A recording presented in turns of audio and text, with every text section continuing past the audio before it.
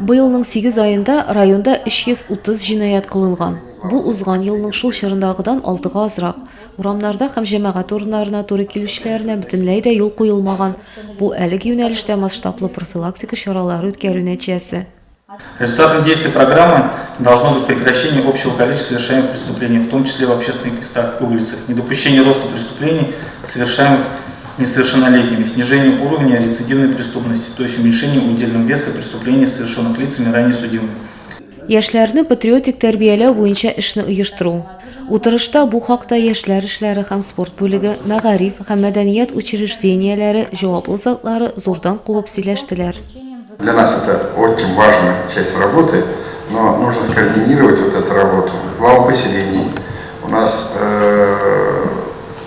организация дополнительного образования, спортивные школы. Там тоже очень мощные коллективы, которые устоялись уже, годами работают.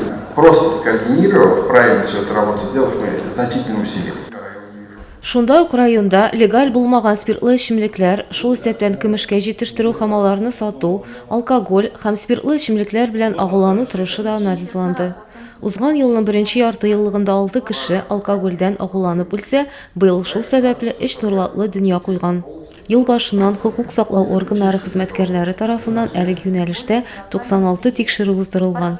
364 литр ялган аракы һәм спирт продукциясе кулланылыштан алынган. Шуның 13 литрга якыны көмешкә. Законсыз әйләнеш сферасында бер җинаять ачыкланган.